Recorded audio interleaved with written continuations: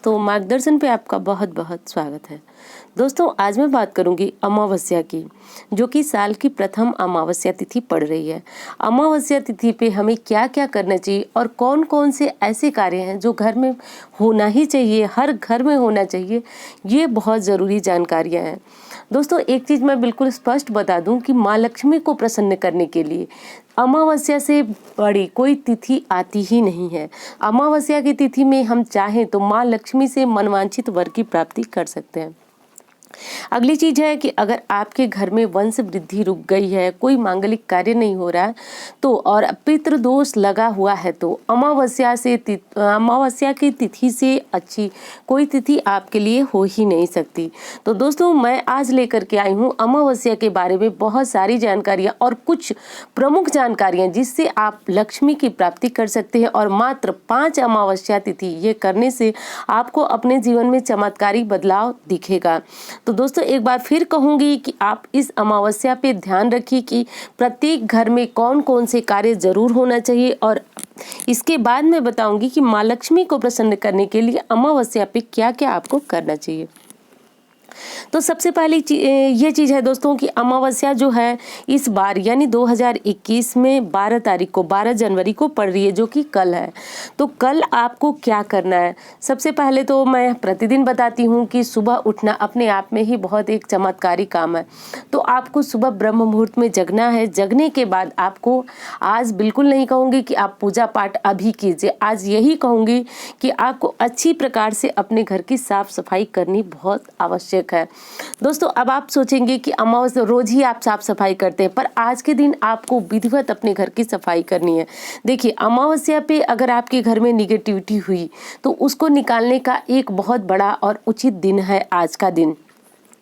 तो आपको सुबह सबसे पहले जगना है और हो सके तो आप अपने पूरे घर में आज पोछा लगा करके और सफाई करें। दूसरी चीज़, अगर नहीं हो सकता, नहीं कर सकते आप पूरे घर में पोछा लगा करके साफ करना, तो फिर आप अपने घर का जो मुख्य दरवाजा है, ध्यान रखिए अंधेरे अंधेरे ही आपको ये सब कार्य करना है। तो मुख्य दरवाजे को आपको पानी से बहुत अच्छी प्रकार साफ करना है। दोस्तों, मुख्य दरवाजा साफ करने से आप देखेंगे, मतलब बहुत अच्छी तरह से, जब आप पूरे घर की, ध्यान रखिएगा आपको जब भी सफाई शुरू करना है तो अपने घर के जो पीछे वाला कमरा है वहीं से सफाई शुरू करना है। ऐसा नहीं है कि आप आगे से साफ करते हुए घर को जा रहे हैं, और आगे से का मतलब कि मुख्य दरवाजे को पहले आप साफ किए और घर के पीछे वाले हिस्से को आप बाद में साफ कीजिए। सबसे पहले आपको अपने घर के पीछे से, यानी जो पीछे वाला कमरा है उसकी सफाई आपको करनी है। उसके बाद सबसे अंत में आपको घर के मुख्य दरवाजे की सफाई करनी है। अब सफाई करते समय आपको जितने भी जाले हैं वो साफ करना। जाले आप दिन में भी साफ कर सकते हैं। मैं बस ये कह रही हूँ आपको कि आप जो है झाड़ू लगा करके नीचे अगर फर्श धोना संभव हो तो वो धो दीजिए पूरे घर का, और नहीं संभव हो तो आप कम से कम घर का मुख्य दरवाजा तो आज के दिन आप बहुत अच्छी तरह से साफ करें। जो दहलीज मानी जाती है दोस्तों, आपको पता होगा, अगर आप गांव से जुड़े होंगे तो आपको जरूर पता होगा कि घर की जो मुख्य दहलीज, जिसको चौखट भी बोला जाता है, उस पे हमारे पितरों का निवास होता है। वो पितरों का निवास स्थान माना जाता है। उस स्थान को आपको विधिवत भली भांति साफ करना चाहिए। तो आपको ऐसा साफ करने के बाद आपको अपने पूरे घर में गंगा जल का छिड़काव करना है। तो अब गंगा जल को आपको स्नान करने के बाद ही छिड़कना है और पूरे घर में गंगा जल का छिड़काव करना है। और ये काम करके आप मेरे कहने पे भी मत जाइए, ये काम करके आप अपने घर के मंदिर में पूजा कीजिए। फिर आप देखिए कि आपको कैसी शांति का अनुभव हो रहा है। अब आगे चलिए, फिर आपको करना है, आज के दिन पीपल वृक्ष की पूजा जरूर की जाती है। दोस्तों, आपको पता है कि पीपल वृक्ष की पूजा करने से हमारे ग्रह भी शांत होते हैं और पितृ की कृपा भी हमें प्राप्त होती है। पितरों की कृपा के लिए पीपल वृक्ष के पास आपको बहुत अधिक कुछ नहीं करना है, बस थोड़ा सा आप कुछ मीठा भोग लें और 1 लोटा जल लें, जल में तिल डाल लें और ले जाकर के आप पीपल वृक्ष पे अर्पित कर दें। दोस्तों, ऐसा करने से अगर पितर संबंधी कोई दोष होता है, कोई तकलीफ होती है, तो वो निश्चित रूप से हमारे परिवार से, हमारे घर से जो है वह निकल जाती है, दूर हो जाती है। और दोस्तों एक बार फिर बता रही हूँ आपको कि अमावस्या के दिन लक्ष्मी प्राप्ति का बहुत अच्छा संयोग बना होता है।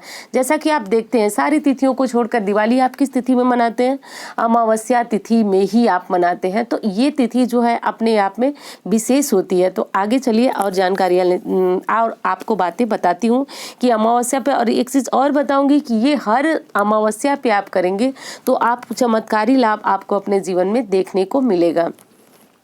अब आपको करना है कि अब आपने घर की पूजा कर ली, मंदिर की पूजा कर ली, अब आपको ये ध्यान देना है कि आज के दिन अगर आप अपने घर में कबाड़ रखें, जैसे बहुत सारे सामान हम ऑनलाइन मंगाते हैं और पेटियां पड़ी रहती हैं, तो उन पेटियों को या फिर जो कचरे होते हैं, सही मायने में ये देखिए कि आप जैसे कुछ डब्बे होते हैं जो किचन के काम, किचन में हम सामान लेते हैं और डब्बे वो हो जाते हैं तो कचरे वाले को बेचने के लिए तो बहुत सारा आप एक साथ इकट्ठा करके रखते हैं, तो ऐसा बिल्कुल ना करें। और अगर आप कर चुके हैं तो देखिए अमावस्या के दिन कबाड़ बेचना और उस कबाड़ से जो भी आपको पैसे मिल रहे हैं, 10, 5, 20, 50 जितने भी पैसे मिल रहे हैं, उनसे आप घर में अपने लिए कुछ सामान, अपने लिए का मतलब हुआ कि आप अपने घर में राशन के संबंधित कोई सामान लाएं, जैसे नमक, चीनी, दाल, कुछ भी लाएं। तो आज के दिन अगर इन पैसों से आप ये सामान लाते हैं, जो कबाड़ा बेच करके आप सामान लाते हैं, तो निश्चित रूप से ये बरकत लाने वाला उपाय है। इससे आपके घर में बरकत आती है। अब ये चीज़ आपको करना है। उसके बाद ध्यान दीजिए कि आपको अपने घर में जाले आज के दिन बिल्कुल नहीं रखना है। दोस्तों आज के दिन जब आप जाले हटाएंगे घर से तो निश्चित रूप से आप अपने दुर्भाग्य को भी हटाएंगे। एक चीज़ और मैं बता दूं आपसे कि सुबह सुबह जब आप अपने घर की सफाई कर रहे हैं तो कूड़े बिल्कुल भी आप घर में मत रखिएगा कि कूड़ा वाला आएगा तो फिर आप उसको देंगे।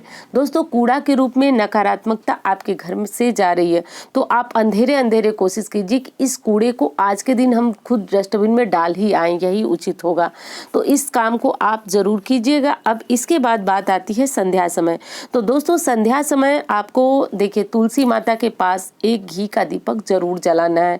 घी का दीपक अगर नहीं जला सकते हैं तो आपको तिल के तेल का दीपक जलाना चाहिए। और दूसरी चीज है कि मैं बहुत बड़ा कोई उपाय नहीं बता रही हूँ। अगर आपके घर में आज के दिन पितरों के लिए भोजन बनाया जाता है, ब्राह्मण भोज कराया जाता है, तो इससे अच्छी तो और कोई बात हो ही नहीं सकती है। दोस्तों पितरों के लिए अगर आप चाहें तो आप ब्राह्मण भोज नहीं करा सकते, जैसा कि इस समय की परिस्थितियां, हर कोई बहुत ज़्यादा व्यस्त है और नहीं करा सकता है ब्राह्मण भोज हर महीने। तो फिर आपको क्या करना है कि आप आज के दिन घर में जो भी भोजन बनाते हैं या फिर खीर बना लें तो ये बहुत अच्छा होता है। और खीर बना करके आप कुत्तों के लिए और थोड़ा सा कौवे के लिए या पक्षियों के लिए किसी पेड़ के नीचे रख दें, या फिर छत पे आप अगर दाना डालते हैं पक्षियों के लिए, तो वहाँ पे पक्षी जरूर आते हैं प्रतिदिन। जहाँ पे आप एक जगह दाना डालना शुरू करते हैं तो वो ले जा करके आपको वहाँ पे थोड़ी सी खीर रख देनी है और थोड़ा सा कुत्तों को दे देना है। ध्यान रखिएगा कुत्ते को रोटी वगैरह दे दीजिए, मीठा बहुत कम दिया जाता है। तो बस अपना दोस्त छुड़ाने के लिए बहुत थोड़ी मात्रा में आप कुत्ते को मीठा दें और ये कर लीजिए काम। और आप देखेंगे कि आपके घर में अगर पितृदोष की वजह से किसी प्रकार का संकट होगा, दोस्तों देखिए हर कोई इतना सक्षम नहीं है कि वो कुंडली दिखा सकता है या फिर हर ग्रहों के बारे में जान सकता है या फिर हर चीज़ें जो उनके साथ हो रही हैं, हर घटनाएं उनको वो समझ सकता है। तो जो मैं उपाय बताती हूँ या फिर बता रही हूँ ये हर जन सामान्य कर सकता है, इसमें दोष बिल्कुल भी नहीं लगने वाला है। और अगर आपके ऊपर अगर किसी प्रकार की संकट समस्या चल रही है तो वो इन दोषों से शांत हो जाएगा।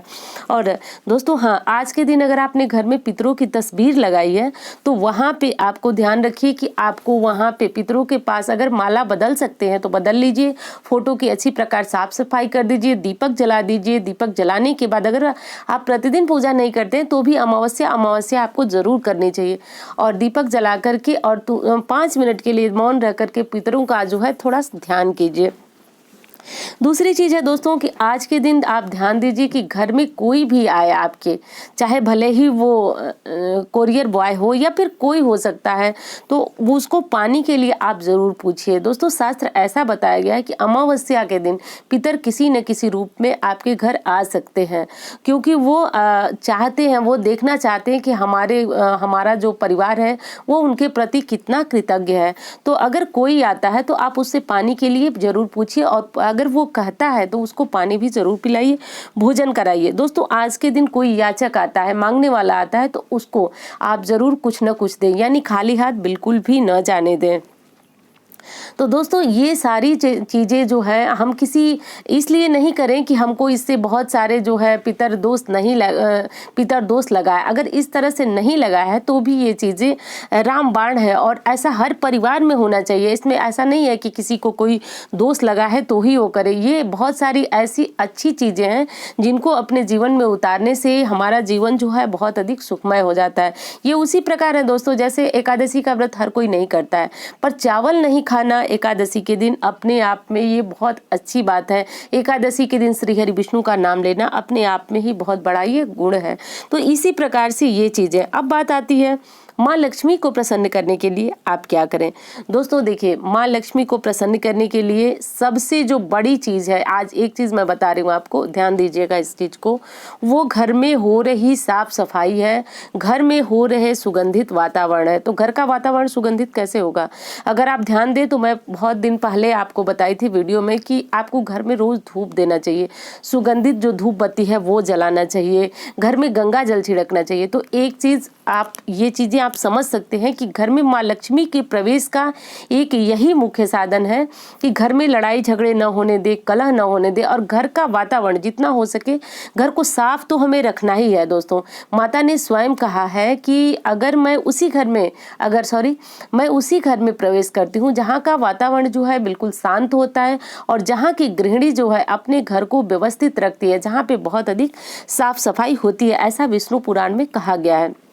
उस समय कहा गया है जब दरिद्रा ने अपने प्रवेश की बात कही कि मैं कहाँ प्रवेश करूंगी, तो श्री हरि विष्णु ने कहा कि वहाँ प्रवेश करना जहाँ पे बहुत यदि अधिक गंदगी हो, कलह कलेश का माहौल हो, तुम वहाँ प्रवेश करना। वहाँ तो माँ लक्ष्मी प्रवेश करेंगी जहाँ पे घर में सफाई हो, सुगंधित वातावरण हो, जहाँ के परिवार जो है वह प्रेम के साथ रहते हो, वहाँ तुम्हारा प्रवेश नहीं। वहाँ माँ लक्ष्मी, वहाँ जहाँ पे सुगंधित वातावरण हो वहाँ पे माँ लक्ष्मी का प्रवेश होता है। तो ये चीजें आप समझ लीजिए कि आप बिना पूजा पाठ के भी माँ लक्ष्मी को प्रसन्न कर सकते हैं। और ऐसा बहुत टाइम आपको नहीं, आपको सिर्फ 5 अमावस्या में देखने को मिलेगा। और अगली बार से जब आपको लाभ दिखने लगेगा तो आपको किसी के कहने की आवश्यकता ही नहीं होगी कि आप अमावस्या तिथि पे ये कीजिए। आप स्वयं अमावस्या तिथि आपको याद रहेगी, आप कैलेंडर में देखेंगे और इन उपायों को अवश्य करेंगे। तो इन उपायों को आपको दोस्तों जरूर करना है। और देखिए रामायण में भी कहा गया है कि जहाँ सुमति तहाँ संपत्ति नाना, जहाँ कुमति तहाँ विपत्ति निदाना। तो देखिए परिवार में कोशिश करनी चाहिए कि घर में कलह का वातावरण न रहे, यानी हम कोशिश करें कि घर में जो कलह होता है वो न हो। परिवार में जितनी अधिक मनमुटाव होता है उतने अधिक किचकिच के माँ लक्ष्मी जो है वह रुष्ट होती है। दूसरी चीज है कि अमावस्या तिथि पे दान करना भी बहुत अधिक पुण्य माना जाता है इसका भी। तो स्नान के बाद अगर आप चाहें तो एक ब्राह्मण के भोजन बराबर आप अपने घर में ये नियम बना लें, आप सीधा निकाल दें और इस सीधा को आप किसी बच्चे से या परिवार के किसी सदस्य से या स्वयं भी अगर मंदिर है तो वहाँ भिजवा दें, या फिर आसपास कोई ब्राह्मण रहते हैं जो दान लेते हैं तो आप उन्हें भी ये दान दे सकते हैं। दोस्तों ये चीज़ें जो है परिवार में तरक्की दिलाने वाली होती है। ये चीज़ें देखिए बिल्कुल चमत्कारी असर करती हैं। 2, 4, 5 बार करने में आपको ऐसा लगेगा कि माहौल कुछ बदल रहा है, कुछ हो रहा है सकारात्मक।